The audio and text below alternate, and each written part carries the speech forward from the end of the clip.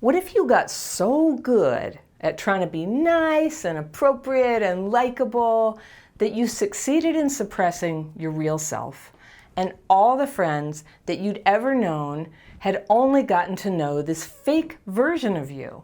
I'll tell you what happens. The friendships that you develop just tend to fritter away. There's very little there. And that's what happens so much of the time when you're a person who grew up with childhood trauma and you've been fighting that like rough side of you that comes out when you're triggered, when you've been suppressing it instead of healing it, all right? Complex PTSD, and that's the kind of PTSD that develops after chronic ongoing trauma, like being an abused kid or a neglected kid, it has some really harsh symptoms that are not fun for people to be around, okay? And if you're watching this because you had trauma, I know that you know exactly what I'm talking about. It's not your fault you were traumatized, but now you may have this harsh side that comes out and gets too angry or too needy or falls too much in love, or you get too jealous, or you're just, I don't know, too traumatized to be accepted by other people. That really can happen. And you may have been living in fear that they would see that part of you. People with CPTSD have this kind of like unfortunate habit of fleeing relationships. And there's different ways to do it. You can blow them up with anger. You can abandon the person. You can get all obsessed on them, which is another form of abandoning them. Or with this sort of covert avoidance strategy of trying to be nice, being so nice, like how could they ever leave? And that's how a good number of us end up alone and completely baffled why we keep losing friends and partners when we've actually been so nice, all right? I have a letter today from someone I'll call Carla. She says, "Dear Fairy, I am so humiliated. I keep thinking I've made connections only to be ghosted over and over again, and it's breaking my heart. I'm a heterosexual woman, 63 years old, and I meet a potential friend thinking that I'm making a friend, making a connection. Maybe it goes over months, maybe even years. These are people who I sincerely like, who I want to be friends with, and I consciously measure my behavior so that I am not always talking about my pain or trauma. I'm giving them space to come forward, and I can retreat without putting pressure on them. I feel like I'm finally making friends when this happens. I don't hear from them for a while. I give them space, and then I find out after months that they've been living the life. They've been going out, having fun, meeting new people, getting into relationships, and so on, while I've been at home alone being concerned for them because I haven't heard from them. And then it hits me. I've been ghosted. They've been around. They just haven't wanted to be with me or even check in. And I'm hurt and mortified that I've been concerned for them while I've been living a lonely, solitary life. And I sincerely have no idea what happened." I'm going to keep reading, but I'm going to circle the word concerned for them. Okay. Case in point, I was working with a group of young women. We'd regularly go out for lunch, taking whoever's car. I was so happy to finally be part of a team, and then my car broke down. It took exactly a week to realize that without my car, I was nothing. They would go off for lunch without me, no invitations. How could I have gone for a couple of years without realizing none of them even liked me? That's the part that's so mortifying. I'm too stupid to live. I'm going to circle that too, Carla. That's a terrible thing to say. We'll come back to that. Okay.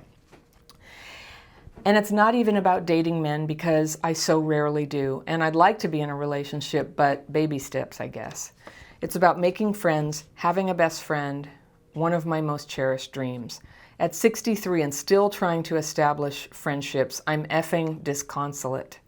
Fairy, I can't help thinking something must be desperately wrong with me to be this age and still trying to make friends, realizing I've been living a total crap fit life. Crap fit, for anyone who doesn't know, is a word in my videos for when we fit ourselves to crappy situations. Finding the crappy childhood fairy has been one of the best blessings of my life. Finally, someone gets me after decades of seeking help. I've started the daily practice, which I love, and have signed up for the Healing Childhood PTSD course. My question is, how do I manage these heartbreaks in the meantime? How do I develop some sort of confidence when all my connecting isn't connecting? How do I even begin to date under these conditions? What little self-esteem I had is being systematically eroded, and it's all I can do not to just close my heart and never try to make connections again. I think we know the feeling. If it weren't for the crumbs, I would have nothing. Oh, I'm going to circle that too. I hope you can provide some words of comfort or advice, not tough love, because I'm already crushed. Thank you, and thank you for all you do. You've given me hope. Carla. Okay, no tough love here for you, Carla, today. Just love, all right? Just love for you. You have childhood PTSD, and what you're describing is what so many of us have struggled with. And I started out this video talking about the phenomenon of fake friends. These friendships tend to develop when we had the idea that we had to totally suppress our real selves, like you did here, where you were saying you were so good. You measure your behavior. You don't talk about your pain or trauma. And I agree, that's good. But you're also saying, I give them space to come forward and I retreat so that they don't have pressure. That's all really good. But when I look at your whole letter, I just see a woman whose heart is completely good, who wants something totally normal, who's trying to squish herself into something that people like. And you know what the big thing I circled here was? And this is a clue. And I don't know if this is going on in the big picture for you, but your case in point is I was working with a group of young women. All right, you're 63. All right, I'm close to your age, so there's no shame in being 63, but you know who the good friends for a 63-year-old are other people who are roughly in that age category. All right, I have a lot of friends of all ages, but like close friends, they're not going to be a group of young women. You know what the group of young women are doing? They're doing something totally different. And if you can remember being a young woman, you liked people. You think they never even liked you. I bet they did like you. They had lunch with you. But they're a group of young women with young woman concerns and young woman relatedness. And of course they're going to gravitate towards hanging out as a group and not even think to invite someone who's a generation older. That's not anything terrible. It's really important to just sort of go, you know what, this is not, you didn't do anything wrong here. You didn't do anything wrong except for be somebody who's totally open-minded about age, all right? And I kind of relate to that. I meet people and I like them, and then gradually as I know them, I find out they're like 30 years younger than me, and like it never occurred to me we were like different generations. And likewise for people who are much older than me, like it just, I don't even think about it. I just kind of like people. And but I'll tell you what, when I was young, I was very acutely aware of age. And I had that thing that young people have where you think older people don't really get it or they don't understand. And so you may have been looking for friendship in the wrong place. And this was your job. So a bunch of people were going out to lunch. But these are not your potential best friends. So great. And this thing about the car, like you didn't realize it was the car. But I got to kind of wonder if there was some unconscious level where you wanted to be friends with them so much that you were thinking of ways, it's like, what can I do? What can I do for them? So another thing that I circled in your letter was this thing that I was home being concerned for them. Now this is a little different. I just did a video recently about something I call concern shaming. And concern shaming, this is not what you're doing, but concern shaming is when you say, I'm very concerned about you because actually I have this criticism of you. I want to ask you, do you think maybe your concern is not really concern, but you're using the pretense of concern to actually kind of like yearn? It's more like yearning. I'm yearning for you, and you say, well, I'm concerned. You didn't call me, and I'm concerned something's wrong. I would just say that doesn't seem very realistic, that if you have a friend and you haven't heard from them for a while, to worry that something, you know, that they've died or, you know, ended up in a psych hospital or something. That's probably not the case. I think it's, you know, people come and they go. People come and they go. And I have people who are very good friends, and I don't talk to them sometimes for years. And then when we talk, it's great to talk and we feel really close, and then we move on. And I'm thinking of this friend. She was so incredible, so kind, so generous. She still is. She's still my friend. But there was a time when I first got engaged. My kids were small and I was engaged, and she was single, and she was between jobs, and she was figuring out what she was going to be doing in her life. So we were in these very different places in our lives, and I think we've all been on either side of that. I was really busy. I had, you know, I was in love, and my very dear friend was still just having me as a friend. And she would call me and want to get together like every weekend. And I asked the person mentoring me at the time, I go, what do I do? Like, I can't hang out every weekend, but I don't want to disappoint her. I don't want her to feel like I'm not her friend. And I got the suggestion, my friend said, you know what, my best friend, we hang out like once a month. And it's a very strong friendship. And I thought about it, like I have close friends that I only see every few years, if that. And when we do get together, it's very close. And I know they like me, they love me, I love them. So just because somebody doesn't want to hang out with you all the time doesn't mean they don't like you. You are not too stupid to live. You totally belong here. That thing where you are too stupid to live, that's a lie your CPTSD tells you. Just throw it out. No lies here. No room for that. You are supposed to be here, and you're brilliant, and you have an open heart, and you want friends. But I know what's happening here because I've been in this place. A friend is a friend, a person who supports you and fills that space of a family or partner. That's another thing. And so when you're going into friendship with this tremendous imbalance, that you don't have that person or you don't have the hope of that person, and you're conflating the thing of like somebody who's nice to go to the movies with and go for a walk with the person who is going to be there for you day after day and go to your doctor visits with you and celebrate your birthday with you. That's a different role. That's the person who's missing right now. And it's totally normal what's happening, but that person not being in your life right now, when it's your desire to have that, it's putting a whole bunch of pressure on your friendships. And your friends like you, but they're having to set a boundary on that because that's not what they need right now. And I think that two people who are in the same place of needing that close of a friend, like a, almost like a surrogate family, like when people can match on that, it can go really well. And as somebody who, like my family of origin is just about 100% lost to me. And so I created a new family, and there was this period of years between the two. And I had a medical crisis. I was in and out of the hospital a lot. My family of origin was hardly available to help me with that. I needed so much help. It went on for years.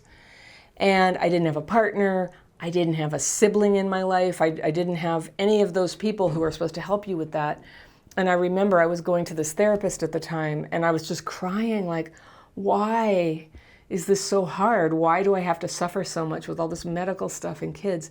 And the therapist just pointed out so kindly, like, this is supposed to be the job of like a spouse or maybe a mother or maybe a sister, right? But I didn't have those people. And she suggested to me, and this was very good advice, like, this is a long-term project, but it's time to build that. It's time to build that. And I feel very strongly that if you long to have a spouse, that is a very good thing to start working on. You're 63, there's no time like the present. You can start working on that. And if you're serious about having a spouse, I think there's certain things that you would start to do differently. Honestly, people with childhood PTSD so often don't let them own that desire. So they put some little short-sighted thing, like you saying you want to date. And I get that, dating is the first step. But I just encourage you, like, go ahead and expand that and just say, I would like to have my spouse. I would like to be married. I want that. I want somebody to be with me through thick and thin. I want somebody to go home with and spend holidays with and give birthday presents to and make their favorite food. And when I'm throwing up, I want them to help me out, hold my hair out of my face. I want a spouse. And let yourself want that. Just let yourself want that. It's a beautiful and good thing to want, and it's not impossible.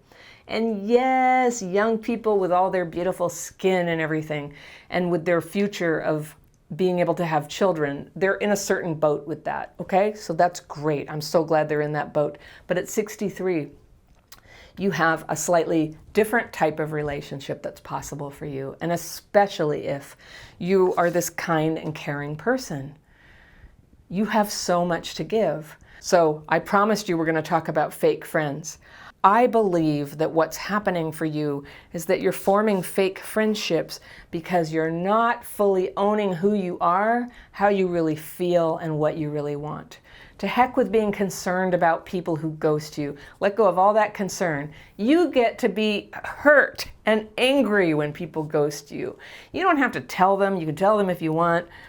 But quit pretending that you're so nice that you don't need anything, that you're merely concerned for others. That's just not even real. So it's time to start expressing yourself.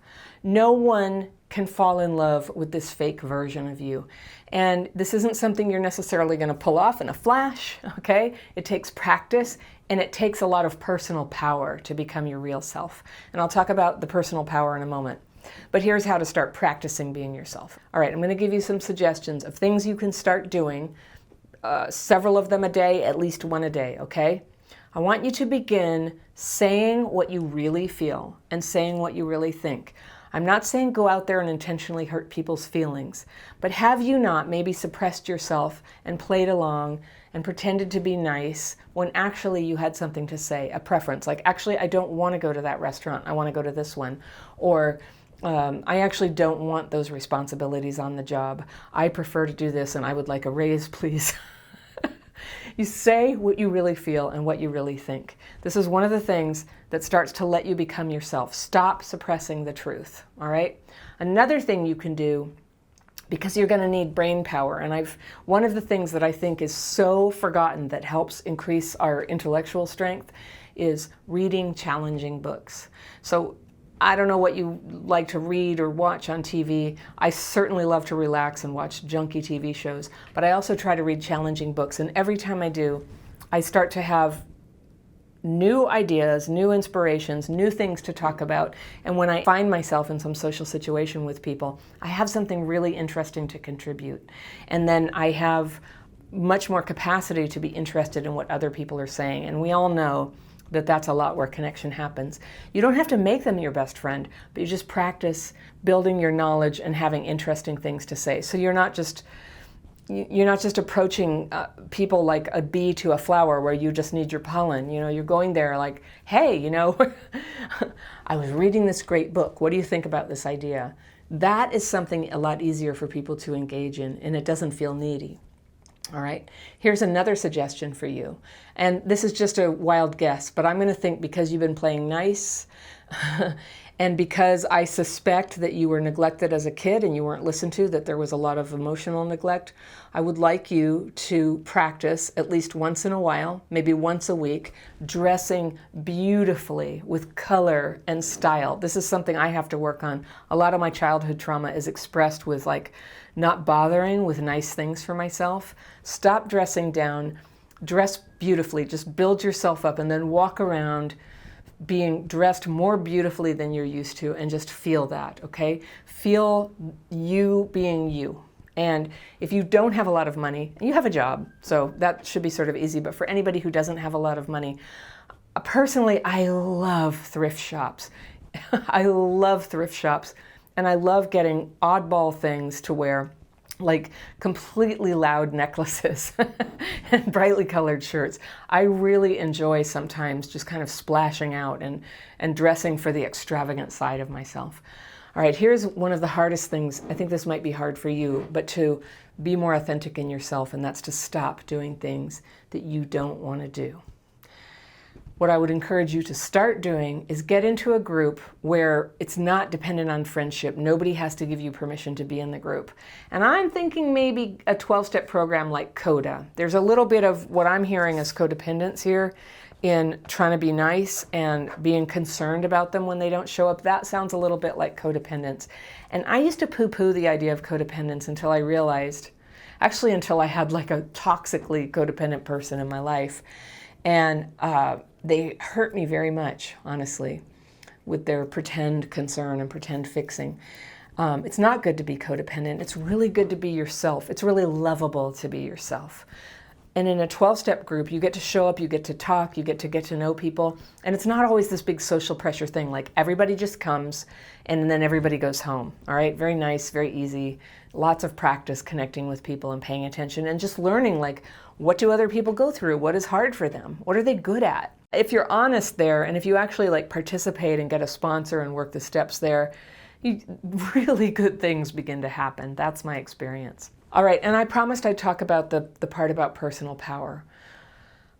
I'm going to suggest that you stop presenting yourself as a person who doesn't make any trouble. Like, I don't need anything, but all I do is like offer my car, and I don't talk about my trauma. And I agree, like, it's not appropriate to talk about our trauma to every Johnny come lately, right? It's too much information, and it just gets us all triggered and makes things weird. But you do get to be you. You do deserve friends where at some point along the road, you do get to open up to each other, and you do it in little increments. But your personal power is coming from you being you and you beginning to express yourself. When you hide that part of yourself, it makes you incredibly hard to get close to. And what other people may have experienced trying to be friends with you or dating you is that when they start talking about something and you start dancing around trying to be nice and hide the problem and the trauma and everything, what they're seeing is just kind of like flatness. They're not really seeing anything that they can connect on a heart level to, all right? And when you're trying to like placate everybody and be not too much for them, I'm not too much, and somehow I have an intuition that you got told this as a kid, like your needs are too much, right? But when you're in that place of kind of going, no, be my friend, you know, I'm not too much, I promise I won't need very much, I just feel like crying, you know, I've been there too. And the energy that you have when you're doing that, it's like pursuit, it's like you're chasing someone. And all of us have an instinct to be wary of people who are sort of trying too hard. That's why we don't like door-to-door salespeople and things. You know, we're wary about that, that sort of like pushing in of people. So I heard you're saying you give them space and you do that. So I know you know that, but there's this weird way that controlling yourself on that all the time might just be making you impossible to connect with. So you didn't specify what it is that you're suppressing from other people, what you think that they can't accept about you. And I don't know, the likely culprits for people with CPTSD is anger. You know, you get bitchy maybe, or sharp with people. I don't think that's you. Or you think you're not enough in some way. Or you think you're too much. And I'm guessing that you're somewhere wobbling around. I'm too much, I'm not enough, I'm too much, I'm not enough. All right, that all has to go. You're exactly right. You're exactly right, Carla. I'm so glad you wrote this letter, and I just want to encourage you to start being yourself and go into your personal power of being yourself and the lovable woman who you are, who owns what she really wants. I'm not talking about being pushy, but just to say, yeah, I want love, I want friends. I'm working on it. It's a lovely and beautiful and holy desire to want to be connected with people. And when you can accept that in yourself, I think you're going to find that the wind is under your wings and is going to help you along the way. I wish you luck. I send you love. If any of you watching this out there, if you have loving words for Carla, please send them in. If you have criticisms, please don't even comment. Like, nobody wants your criticisms here. This is a safe and loving community, and I must express so much gratitude to the people who bravely send in their true stories of what's going on for them and what they struggle with. Let's give some love and support. And if you have a question that you want to have me discuss in a video, you can send it to me. Email me at hello@crappychildhoodfairy.com and put in the subject line, Ask the Fairy. When you put Ask the Fairy, that signals my team to send that email to me. And what you can do to make it a little more likely that I can use it in a video, if you like, is try to keep it to like a couple of paragraphs, not too long. It's a little harder for me to answer something that's complicated or long. And if you would, just remember that there's people who are very sensitive, who have been through a lot. And so letters that have graphic descriptions of violence, I can't use. I don't use also sexual abuse. Is very tricky. So if you need to refer to that, do, but I can't go into detail about that. It makes it very hard for other people to listen to. You can reference it and we will know what you're talking about. We understand as few others can what that's like. So I'd love to have your letters. You can send that in. And also for those of you watching, if you're feeling like your past trauma is affecting your ability to make friends and connect with people, you are so in the right place. And if you like, I have a self-assessment for you with a bunch of criteria, a bunch of symptoms that we see when CPTSD has affected relationships.